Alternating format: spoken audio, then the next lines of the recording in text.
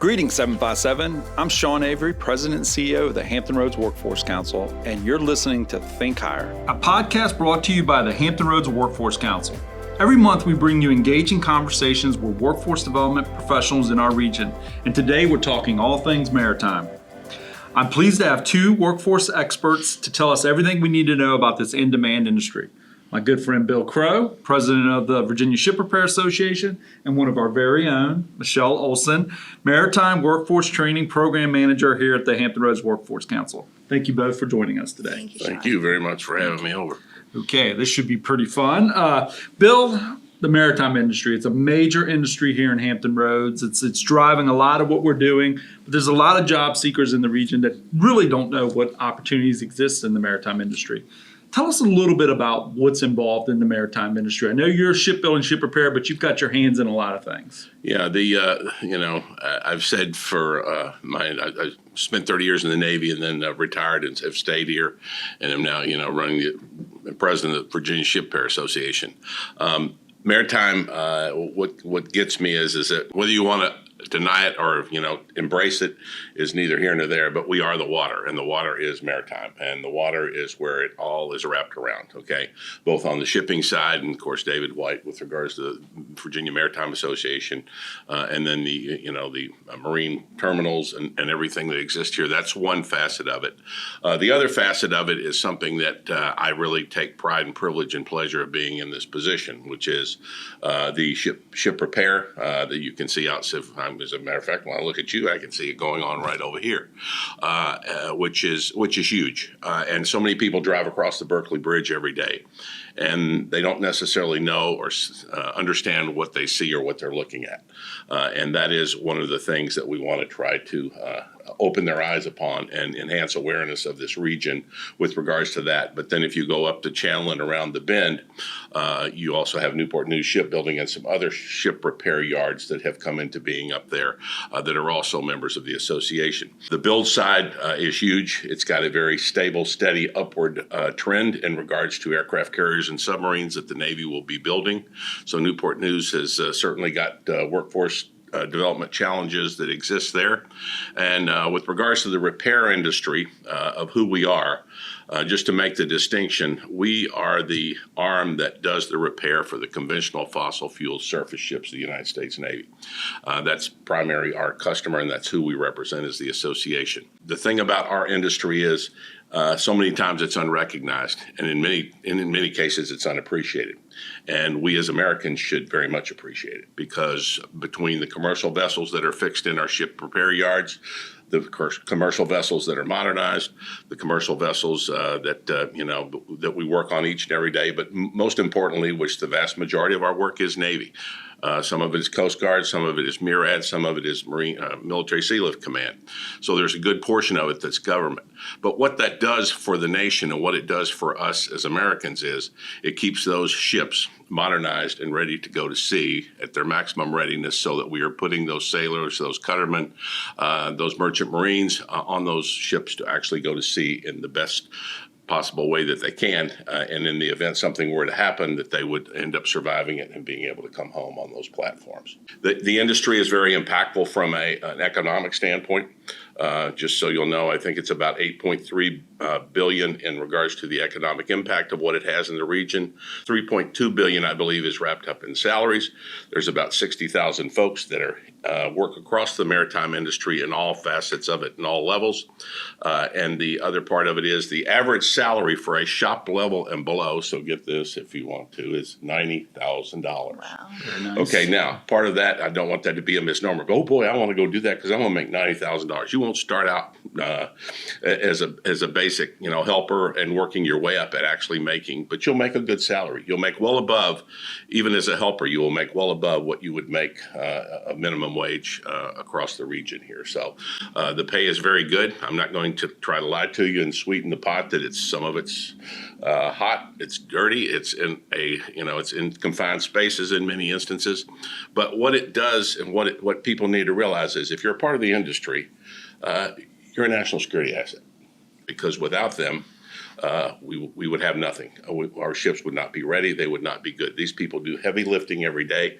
They do it quick. They do it fast. So we keep those ships ready and able to go to sea instead of sitting in the yards when they come in for the repairs. So very, very impactful in regards to what we do. And then, of course, with the build side, the other thing that the national security asset is that we are only one of two places in the United States that builds United States nuclear submarines, and we are the only place in the whole United States that builds nuclear aircraft carriers. So a lot of heavy lifting and a lot of impact is made in regards to the maritime industry. Thanks, Bill. That was a lot of information, and clearly we're here to talk workforce development and employment opportunities. I know, because I talked to you quite a bit, is that the industry is having a struggle finding qualified individuals to get into the workforce. And then you throw on top of all the bridge and infrastructure work we've got going on in our region and the potential for offshore wind coming our way, not even the potential, we know it's coming. And there is a lot of competition for great employees. What are some of the key jobs and key areas that you see are some of the places we need to be focused on? Many of those things are, the same in any of those three industries you would want to look at with regards to the trades and the technical certifications of those folks that are going to be needed across those three industries that exist out there. Yes, that does provide some competition. I think that there's some room in the future that what it would also build in is some stability with regards to not the bridge that's going to probably go away once it's actually established and the tunnel opens. But I think with the wind farms, them going in, and once they get out there, and it's not going to occur tomorrow, it'll be several years before that occurs, but there would certainly be a hand-in-glove fit with our industry of what we do on those ships every day and what we do in our shipyards to be able to transition into, not transition, but develop arms and abilities to be put on craft to go out to those things to end up repairing them, because I think that's where the heavy lifting will occur. Is once they're in place, we will probably be, dependent upon to do that. And we'll need the workforce to do it. That also plays into what we've got to do with the workforce. And as I mentioned before, Sean, you've got a $90,000 average salary. A good deal of that's because many of our people are long in the tooth. Okay, they're like me. They're old. Okay, they have the platinum blonde hair, and they're getting ready, but they're very dedicated, and many of them are getting to ride off into the sunset. And when they do that, what's going to come in behind them? And we've kind of got an air gap right now between where they are and what we need to do with regards to our workforce. So, what Michelle brings to the table and what you all bring to the table, as well as our partners at the community college system, being Tidewater Community, Paul DeCamp, the Peninsula, and also over on the Eastern Shore, is getting those things into those places via the monies and capabilities and assets that you all get, so that we can help develop those things and that we can get those courses and those trainings into place with a career path. And I think that is one of the greatest things with regards to what we're doing with the HR Strong and what we're able to do is. You were asking me about, what skills, welders, pipe fitters, ship fitters, electricians, coatings, all of that stuff. It all transitions from one of those industries into the other. Those are, just some of the disciplines that are out there. And they've all got to have people who start out somewhere. It's because of what HR Strong has done and the money that we've gotten there and the grants and the Department of Labor monies that you all been able to garner is to put into place mechanisms to develop what we don't have right now, which is complete career paths for all of those different trades and technical certifications. So we're working on that. We have what's called marine trade training, which has, we started out with level ones, which basically you can come into the industry. It's done on a contingency hire with a business who wants you. If you complete it, you'll end up getting employed. And if you get employed and you stay employed, the company will end up paying you back for any expenses that you may have had with regards to doing it. So it is a good program. The problem with that was with many of our companies, they need more than just a helper. So they need more than just, okay, I'm going to send them to a 3-week or 2-week course, and then I'm done with them. What do I do after that? So that's where this comes in with regards to getting those career paths established so that we can get someone to that journeyman level of what an apprentice would get in 3 years, maybe not in 3 years, but sometimes spread out with regards to beyond that. that makes sense. Thanks, Bill. I completely not followed the script, so I've thrown Michelle off a little bit. Yeah, And I think we've thrown you off, Michelle, but that's okay. But that's okay. I got it to the T. I was ready. No, but Bill really did set up of why we're here, what the industry is looking for, the skills that we're looking for. And as the Workforce Council, one of our major jobs is to make sure that we're meeting those needs of our employers in the region. And we do that in partnership with our educational partners, mostly the community college, but we work with many of the proprietary schools and the K-12 system to develop the pipeline. Right. And please, not, in no stretch of imagination am I downplaying anybody that can end up providing this training. We want them to come from all arteries of where they can end up being bumped in. We'll definitely put that as an asterisk on this podcast, Bill. Okay. But no, we do. We work with all. We do. I mean, we call it our toolbox, and every part of it's humming as we make sure that we're meeting the needs of the business community. But one of the projects you mentioned was our Hampton Roads Strong project, or as we call it around here, HR Strong.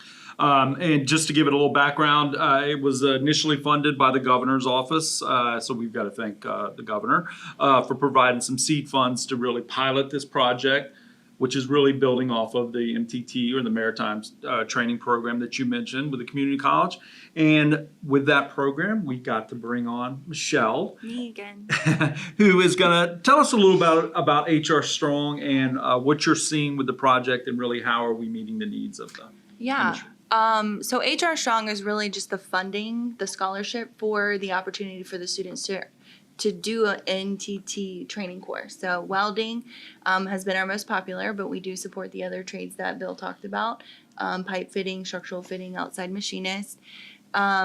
It's really providing advanced level training and preparing the students more for work right after they finish. They don't have to kind of start. Some might start entry level as a helper, as Bill mentioned, but some are actually getting the opportunity to really start work as a welder and really jump in ahead of the game, if you will, into the industry from the training that they received. Right, and just to interject there, Michelle, pat on the back with regards to it, because of that money, we ended up having level 1. I did not go on to say we have now got welding levels 2 and 3 that are in place, which again are preparing that person more and more with regards to their certifications, in regards to their credentialing to get them where they would need to be. So that's the greatness of what we've got going here, is that we will continue to develop these, as I discussed earlier, and that all comes because of what you all have been able to provide in support of the industry.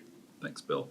And part of that also, in addition to providing the scholarships, it also provides wraparound services, and then it also leads to a job at the end. Yes. So we do provide the services to help the students reduce the barriers that they might have to training, including like transportation or childcare, one of our biggest barriers. What we do is unique to any other program we might have had is employer engagement events. So we work to bring employers to the students. It's kind of like that one-on-one interface that they're able to have. It's separate from a hiring event because there's less people. They are specific towards these students. Some have left with job offers. A lot of the students at least get an idea of where they want to go. They get that networking, that connection to employers. And we often have a variety of employers, so they have a lot of options once they finish school. And then we also add that follow-up. So we're able to follow up with who they're interested in, what they applied for, when, who they contacted. So we're able to kind of intervene as we need to help them land a job. So if somebody's interested in getting involved in HR Strong, and they, all the thousands of people that are going to listen to this podcast are going to find out about this project, and thousands, millions, exactly.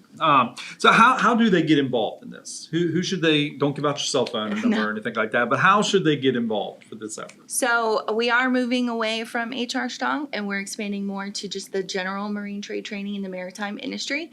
But if you are interested in marine trade training opportunities, you want to check out our website, theworkforcecouncil.org/marine trade training. There's information there. It's constantly changing, so you want to make sure you check back frequently. But there's a section there where you can put your contact information in, and we will reach out to you and let you know about info sessions that are coming up, so you get the most information and you know how to go in the process. And then once they're in there, you'll connect them up with the training program that's closest to them within the region? Yes, absolutely, Sean. That's a great point. So we will, we help coordinate with the schools, the registration process, the tuition process, and help them navigate what tuition funding is available and what they can apply for. We coordinate with the schools to ensure that they're enrolled. We go over their schedules, kind of like that case manager that helps them walk them through the process from start to finish to landing a job and even up to a year after. What's going on, how you're working and everything like that. And if you need help finding a new job, we still do that. So it's that wraparound, answer all your questions guide to joining the maritime industry. It's a great partnership that we've worked with the community college, especially the three, but now we've got Eastern Shore as part of it. Right. I know we're in conversations with Rappahannock Community College over in the Right. Gloucester area. The more the better, right? Right. Of course. Absolutely. Exactly. So we know that employment, we don't want to say it's an issue, but everybody's constantly looking for great employees. What are some of the other issues that you're seeing in the maritime industry right now, Bill? I would say that it is just the shortage of being able to have the right people come to the table that are capable, qualified, and able to do so. The concern there is, are we tapped out in this region with regards to the amount of people that are out there that we could bring into the workforce? And, you know, we certainly talked about this is that I want to make sure everybody in this region is taken care of in regards to a job. And where Michelle talked about being able to match them up with employers, just so it's understood, there is a huge partnership here, and it's been a long time, I wouldn't say a long time forming, but between when you came into this job, your job, and I came into mine, we forged this partnership. And I'm very happy of where we brought it to this point because, you know, what ends up coming out of it is that because we do work closely together, we are the conduit, I think, in many cases that helps connect you all and works with you all to get our companies to the table for those folks who might be looking to you or coming to us either through the MTT program, through us, or through you all. To guide them and to get our companies to come and talk to them, because that is how we're going to answer the shortage. We do those at Visera. Correct. Yep. Yes, Thank they you do for those in that. our office spaces, and our companies come over and they do interviews, and that's where the contingency hires in many cases will come about to say, you complete this marine trade training, and I'll employ you for this much an hour after you finish. But you gotta be there on time. You gotta finish on time. You gotta pass your drug screening. You gotta make sure that your slate's clean, and that you have no huge convictions on your criminal record. And if all those things check out fine, then you're good. And the company, that's a pretty good enticement. Absolutely. And a carrot out there in front of them to run after. Yeah. Michelle, let's keep this scenario going a little bit. What are you seeing in the demand from employers for participants that are coming through this program? Pretty high? Absolutely. Demand's high, interest is high. Don't put my phone number on because we are inundated with people calling in because they're interested in training. They heard about the benefits that Bill mentioned. The pay is really high in these kind of jobs. It is hard work, so we are looking at the fit, the right person. Hard worker. One important thing that we look for is the motivation to grow, because there's a lot of training opportunities and you get to learn more skills as you get in the industry. But everything it's popping right now. The demand, the employers are needing people. I have employers that I contact directly send me a resume, send me everybody's resumes that's done, and we'll contact them. Right. We've also worked very closely with you all of trying to tap into the veteran or to the yes. separating service members that are out there with regards to an automatic program that you all have been generous enough to provide us with or make us come into the know of. People will apply for the job, or they'll fill out their resumes. We have a job board. Those two get linked together. If that person looks like they fit, they'll send right into the queues of what our companies are to bring them in to do an interview to see where they want them, where should they place them in regards to training if they would need. So that's also very, very important. So. I mean, I think the best thing to say is there's job security. I mean, you get a job there, you've got a job for life. For sure. Understand it. Career. My father worked at the shipyard for 40 plus years. Mine did too. So Sheet metal. Yeah, exactly. There you go. Well, he was I will tell you this. I can say this after being in this position for the length of time that I've been in it.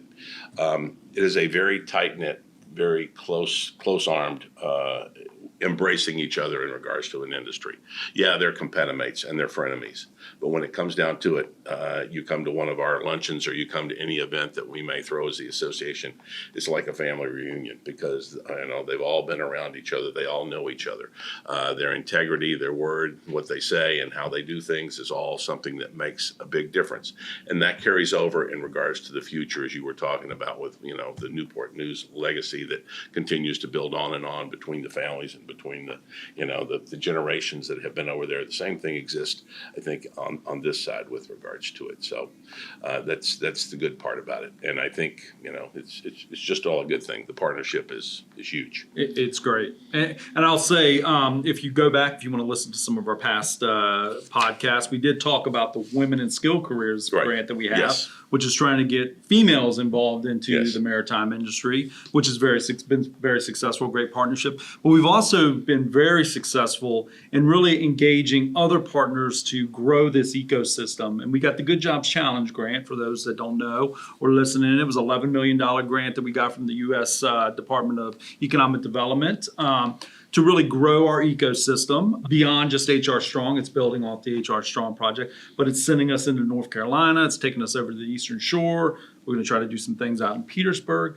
But you all are a major partner in the Good Jobs Challenge. I was going to say thank you very much for, I think, making us the lead horse in regards to the Budweiser wagon that we're pulling there with the Clydesdale. So It's been good. It's been very good. And one thing I would like to say about that is, we went through this blue collar stigma many times in the past of that's got to be erased. Our country needs them bad. They don't just need them in our industries. We know anything that you're doing something with your hands, much of that's gone overseas. It's now trying to come back onto these shores, and that's just providing that much more competition.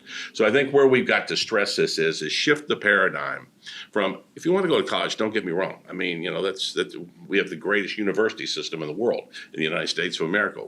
That is very valued and treasured for a reason. But I think when it boils down to it, what we need to do is to make sure that we are emphasizing and doing somewhat I would call the German model, which is a tradesperson or someone who is doing something with their hands is just as valuable into society as is someone who may have a college degree. And that makes such a huge difference. And as I tell all of the welders that I end up meeting and all the pipe fitters and all the sheet metal, and all the ship fitters is remember one thing, you're not just a blue collar worker, you are an artisan.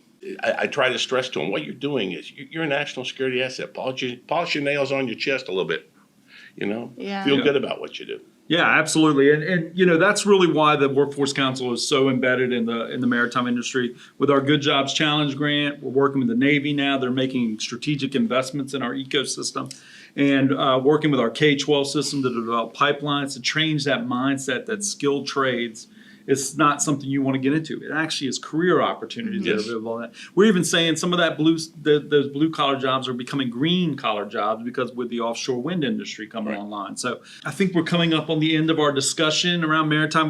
We could probably have multiple discussions around this area. Michelle, I'm going to give you the opportunity to provide some closing comments and then how people can get involved in the effort. Yeah, thank you, Sean, because I still think there's a lot of confusion about what's available or how to get into the industry. It doesn't follow the similar route to if you went to a 4-year college, and some people might not know what's available, but we're here to help. So again, check out our website. Somebody will reach back out to you to see what you're interested in and what you want to do as we expand into more grants and programs that help reduce barriers and provide opportunities for individuals. We definitely want to help them, guide them on how to do it and through the process so they can reach that earning potential and they can reach self-sufficiency through the industry. So thank you. And Bill, closing I comments? think what I would add on to that is that and when they go home, they can point at something and say, I did that. I met somebody that went through welding one time. It was a young female, and she so passionate that it stuck with me. And she's like, I make permanent art. Right. And I was like, oh my God, She you is. do. She That's is. so pretty. Yes, and I think, that's the fact of it there is to make sure these people understand you're recognized. Right. And you are appreciated.